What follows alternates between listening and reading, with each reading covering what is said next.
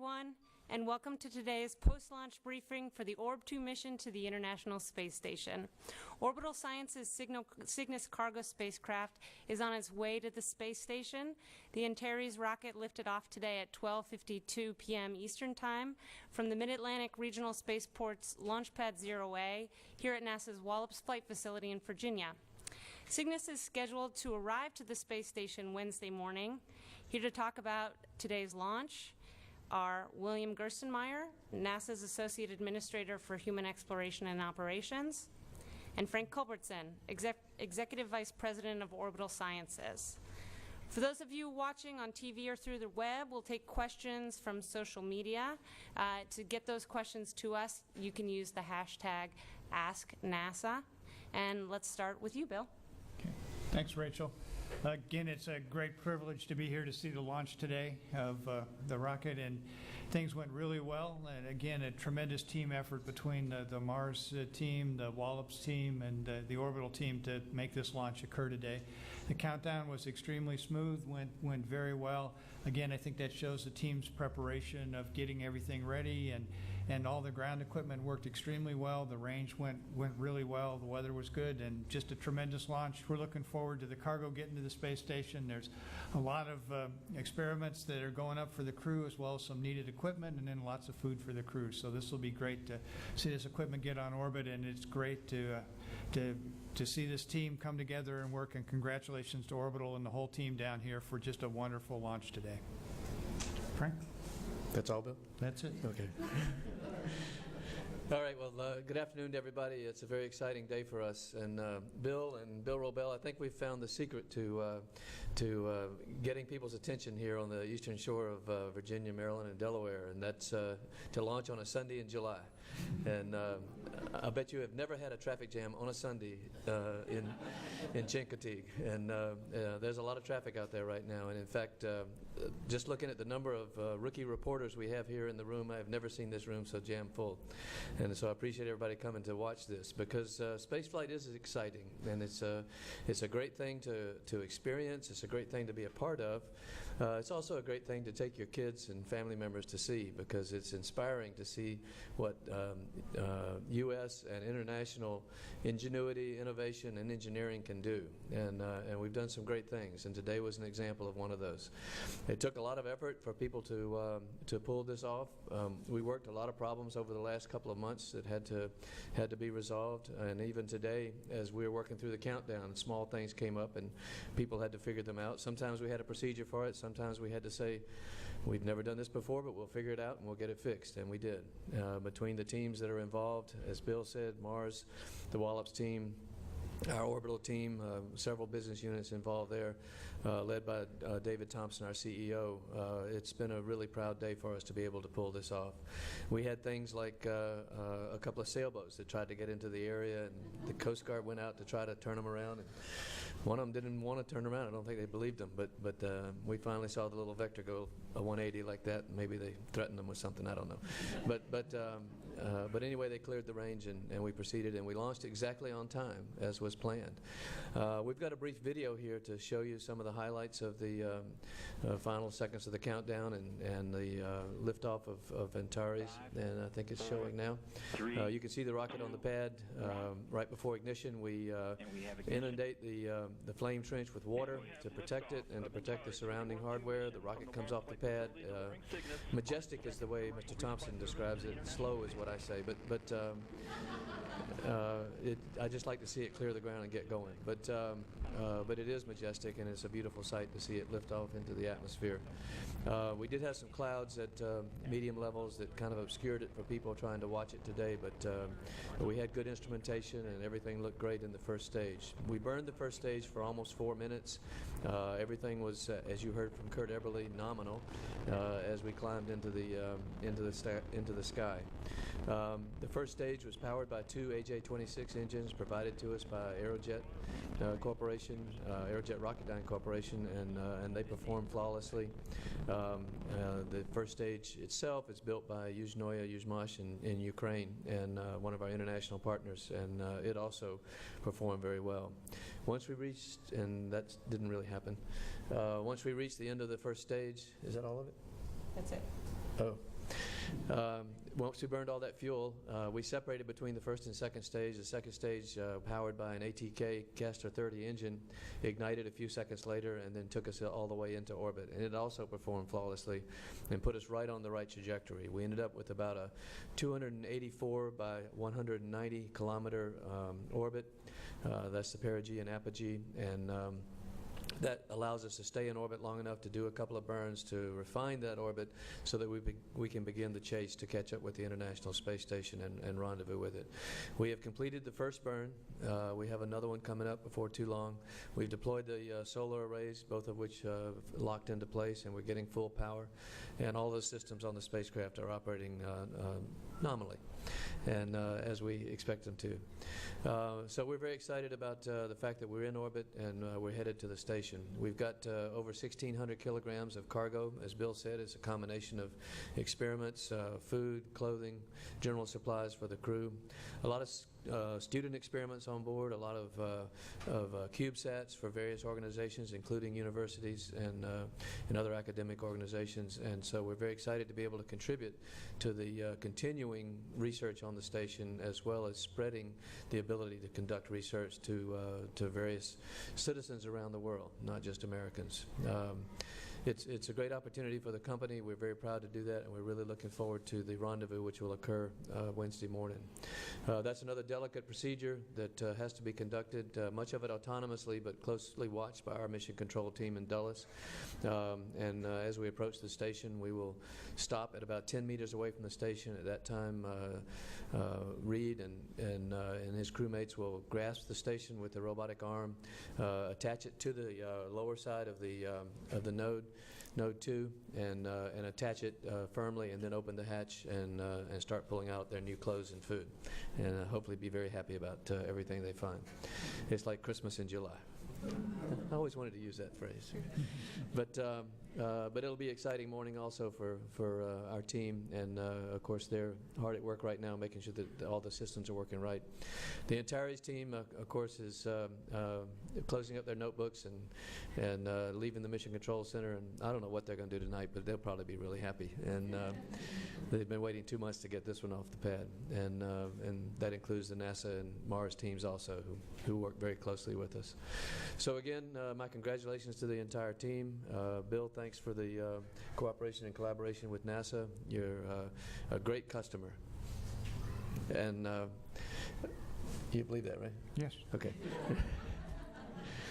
And we certainly are really, as I said, proud to be a part of this endeavor. The space station is extremely important. It's an international space station. The international cooperation there, I think, is something people should pay more attention to. The ability of the space program to make sure that, or to enable countries to come together and do something that's extremely difficult, do it successfully, do it with a lot of cooperation and trust, which is really the key to us being able to be successful, is a great example for the rest of the world to follow.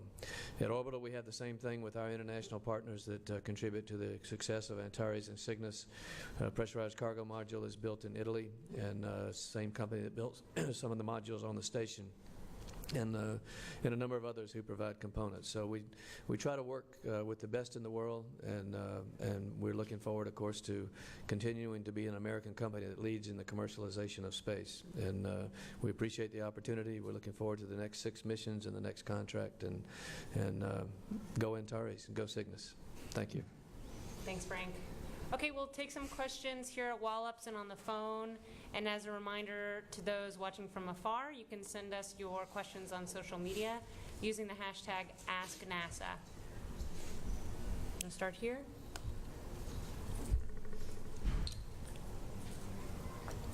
Thank you. Ken Kramer for Universe Today. Talking about contracts and the future. Frank, last time you were thinking that the space station could be extended a few decades. I'd like to ask Bill, what's your perspective? Can you philosophize a little bit about extending the space station and the importance of these cargo missions, and also the next step with the contracts? Tell us what's going on, when you're gonna do that, how many companies might be involved. Thank you. Okay, sure. The station's been extended from the administration standpoint to 2024. We see that as a pretty monumental step. If you think we're in 2014 and then 10 years is a nice window for researchers to go ahead and build experiments to go utilize station. We, from a NASA standpoint, see the space station as being extremely important to exploration kind of activities. As you think about going beyond low Earth orbit and you want to go out to Mars kind of distances, what a great platform to learn about microgravity, and that's the space station. So you can learn how the human body operates for extended period of time. Next year we'll do the 1 year increment with 2 of our crew members on board station for 1 year, so we'll get the chance to see that if there's anything that happens with the human body that changes beyond 6 months. We have a lot of experience at 6 months. The Russians have flown crew members to a year, so we know that there's nothing major can happen, but we're really looking for those subtle little changes in the human body that might really impact a Mars-class mission, and that's where that 1 year increment will be important to us. Also, our systems that we operate on board space station, they have to be extremely reliable.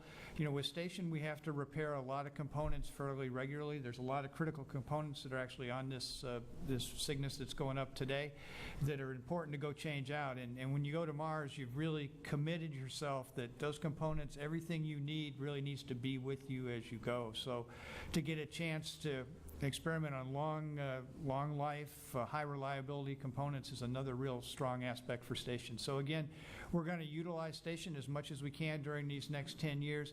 Again, you know, I optimistically think that once folks start seeing how station can be used, it'll get used more, and we'll see station get extended even beyond the 2024 timeframe. You know, we're putting in place some of the contracts for that. We got the commercial crew transportation contract that we're working. You know, we're trying to award sometime in August, September timeframe. That's been our normal schedule. We'll select 1 or more contractors for that crew contract.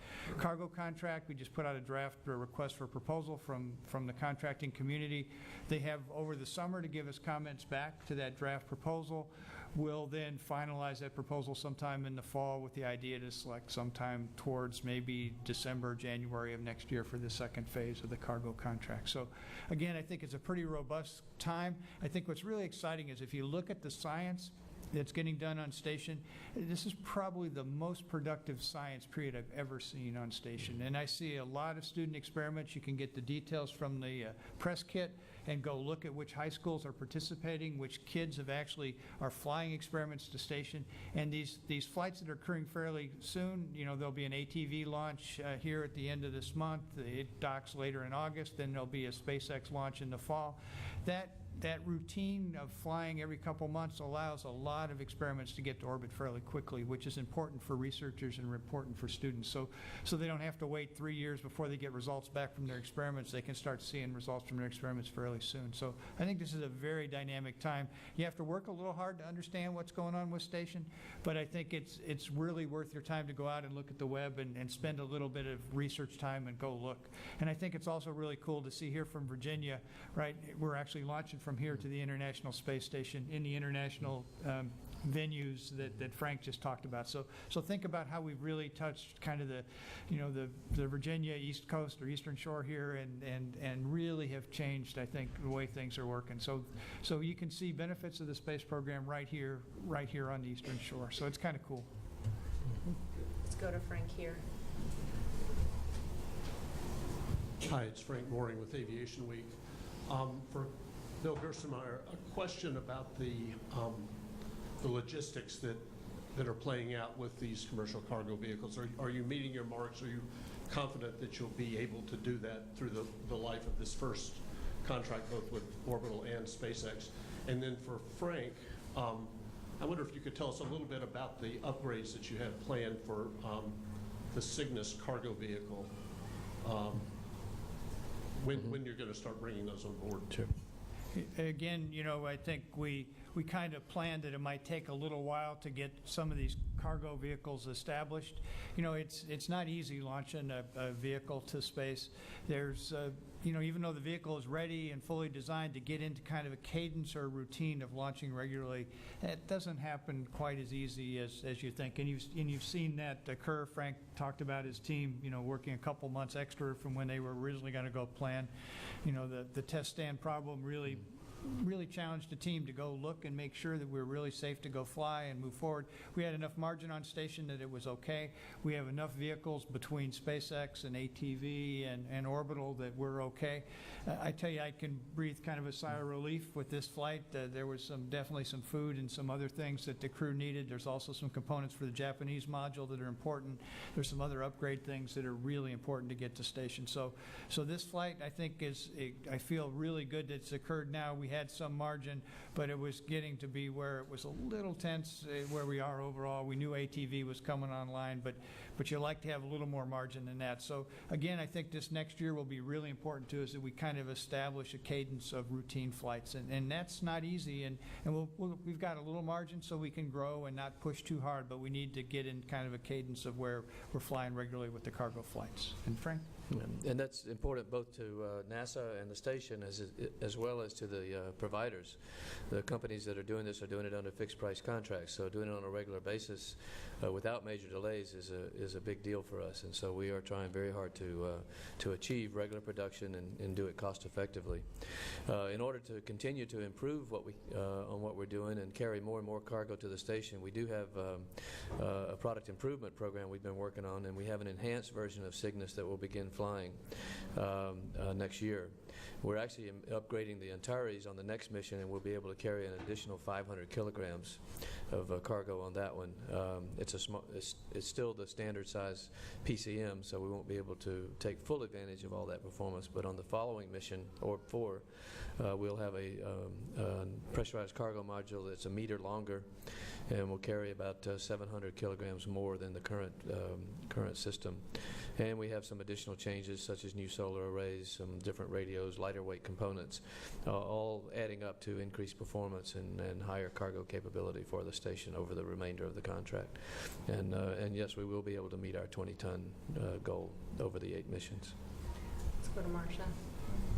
Marcia Smith, SpacePolicyOnline.com. Following up on Frank's question, I'm curious, I think, is this the last ATV flight that's going up? How many Dragon and or Cygnus flights does it take to equal an ATV flight? I'm curious what this means for the flight rate in the long-term future when there won't be any more ATVs, and how many HTVs are left?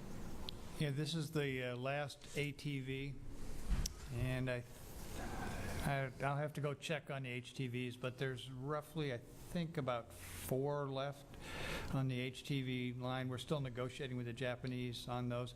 And again, it depends which version of Cygnus you take. If you take the enhanced Cygnus that Frank talked about next year, it's roughly maybe 2.5, I believe, Cygnus kind of vehicles to equal what's in an ATV.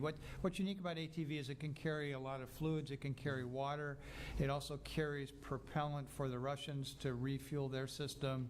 HTV is unique in the fact that it carries some external cargo, a little bit like the Dragon does. So we have a nice mixture between all these. And so when we looked at it, there wasn't really a big need for the unique capabilities of ATV, so this was the right time to phase out ATV. And so this will be the last flight of ATV, and then we'll continue to fly HTVs and Cygnus and SpaceX Dragons. Let's do one more here in the room, and then we'll go to the phone. Could you tell me the fate of the first stage rocket? I know it goes into the ocean, but how far downrange? And does it just land ballistically, or are there parachutes to slow it? And secondly, does the second stage remain attached to the payload until it returns? The first stage does return, or does land in the Atlantic ballistically. We clear the range to make sure that people are in fact clear of that area before it comes in, and that's one of the things we have to watch during the launch countdown. I don't remember exactly how far downrange. Yeah, however far that is, near Bermuda, but not very near Bermuda, but kind of that distance. And then the second stage, once it separates from the Cygnus spacecraft, remains in orbit for a certain amount of time, and then it'll re-enter destructively, usually within a few weeks. But we make sure that anything we put into orbit that is going to be there for any length of time is not going to stay on orbit. It's going to return so that we don't have an orbital debris issue. Okay, let's take a couple from the phone. I think we have first up Bill Harwood with CBS News. Go ahead, Bill. Yeah, thank you, Rachel. One for Mr. Gerstenmaier, if I can. When you were saying a minute ago, things were a little bit tense from a supply standpoint. I was under the impression you guys wouldn't hit your 45-day countdown timer until August, and that with ATV and Progress coming up here pretty soon, you guys are pretty fat on supplies. Am I missing something there? I just want to make sure I understand how to characterize it. Thanks. No, I mean, again, from a requirement standpoint, we had the right skip cycles protected, and we had time until the fall. But I guess kind of from a pragmatic warrior standpoint, even though we had till the fall, knowing the problems we had with some of the test stand things, some of the challenges we've been working on the other side, and then also the French Guiana gets kind of jammed up with a lot of commercial flights on the European side, you could see all that margin evaporate pretty quick. So if I wanted to worry a little bit, right, I could definitely worry myself into wanting to get a little more margin. So we didn't really have any problem till the fall, so probably overstepped a little bit by saying I was concerned, but I will tell you that there were enough things there that when you add them all up, it was a time that you want to make sure that you're really ready to go fly. You don't pass up an opportunity lightly. It is rockets, not airlines. And Bill, do you have a follow-up question? He's thinking. Okay, let's go here in the middle. And then we'll take a couple from social media. Hi, my name is John from Countdown Today. Antares Cygnus was named for astronaut Janet Voss. Who names each spacecraft before their flight? The executive team at Orbital picks the name for each spacecraft, and we have not announced the name for the next one yet. Okay, let's take a couple from social media. Sure. The first question is from Keith on Twitter for Frank. Frank, what are some of the experiments this mission is carrying to the ISS? We have some student experiments of various types. There are some CubeSats. There's the, TechSat 4? TechEdSat 4. TechEdSat 4. I don't recall all of them. Frank, do you remember any of them? 30-odd CubeSats that will be deployed from inside the station. Not all at once, I don't think. Go ahead. One more question for Frank from Twitter. How long does the docking process itself take? The docking process itself takes about, would you characterize it as 8 hours, Frank? 6? Yeah, 8 hours. Okay.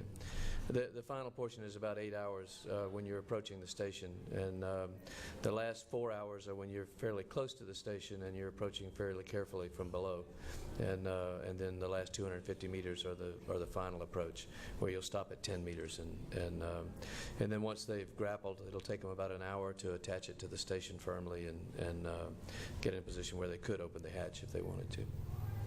Okay, we'll take one more from the phone and then come back here for a final question. On the phone, I believe we have Stephen Clark with Spaceflight Now. Hi, Rachel. Thanks. 2 questions for Mr. Culbertson. First of all, in the launch video, it looks like there's a little bit of a tilt of the vehicle coming off the pad. I'm not sure I've noticed that before. Is that a normal maneuver or something unexpected?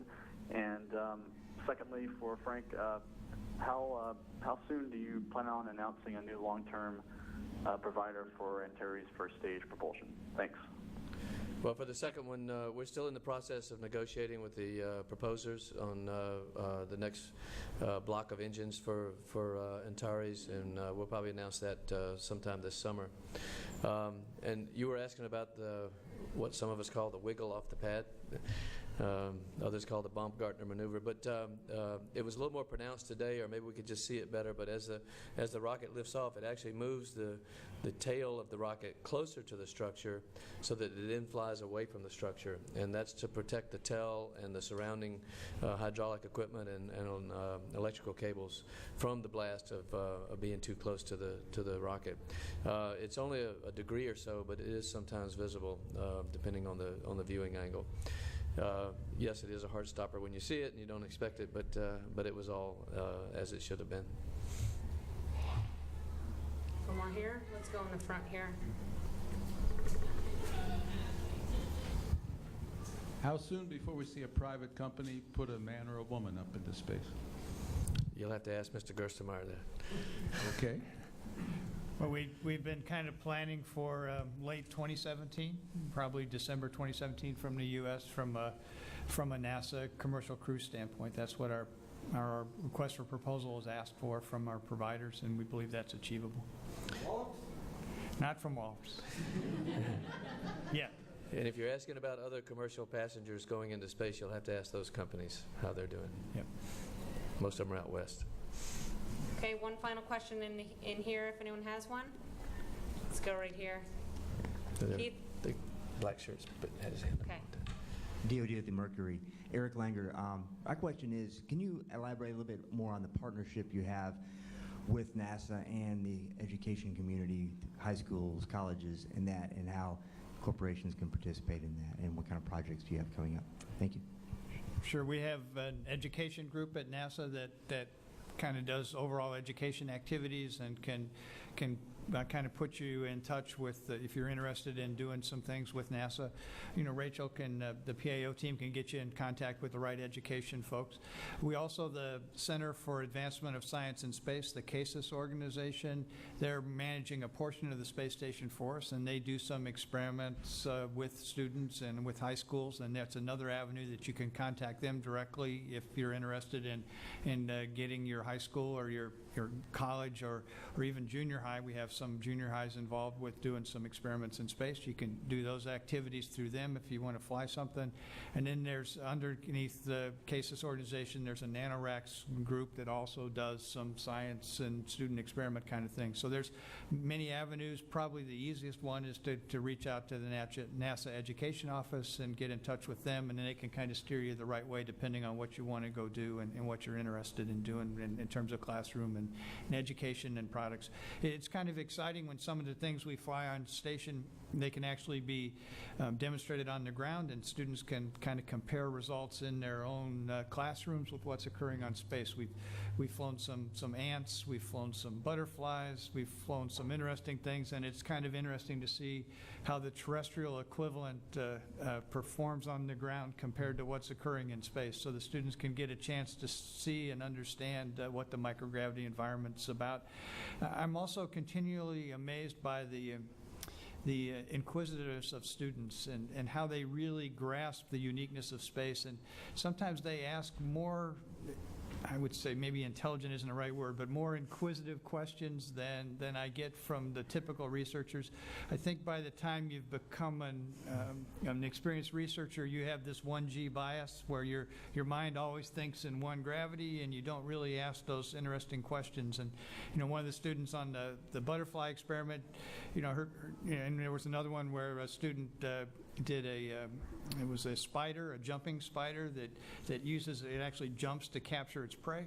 So the student just quietly asked, well, what happens if there's no microgravity? Would this spider, it can't jump, it's just going to float, right? Is it going to walk over and get its prey, or is it going to try to jump? And those kind of questions, although simple, they get your mind thinking about what's going on in space, and they can actually make you think about how you can use space in new, creative, innovative ways and actually become more innovative. So there's a uniqueness of working with students that is really fun. They're not inhibited by being embarrassed by asking the dumb questions. They ask questions the right way, and if you're really intuitive and you understand that, you can get innovative, you can get creative, and you can see some pretty amazing things happen. So you should get students involved with the education group, and you ought to turn loose that imagination, turn loose that innovation, and we'll see what we can do with this microgravity and the space station we've got on orbit.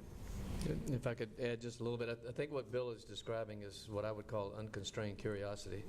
And the students really do look at things differently, particularly the younger ones, and some of the older ones too. But there are organizations that, many of them not-for-profit, that conduct space camps, academies, weeks where students can come in from various places and build their own experiments, and then CASES and NanoRacks and others will organize the ability to get them onto the space station. On our last mission, we flew several, and we had students here who had designed experiments that flew on the station, or on Cygnus to the station. We had some slime from King's College, I think it was, and some other places, and these were the selected experiments to go.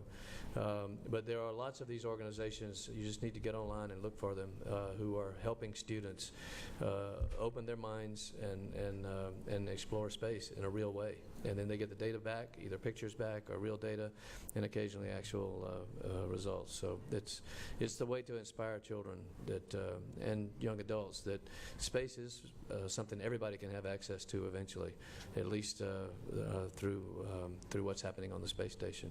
I think it's very important that we continue to motivate people into the science, technology, engineering, and math arena. Okay, well, that'll do it for us. I want to thank everyone very much for joining us today, especially Bill and Frank. Cygnus is set to arrive to the space station on Wednesday.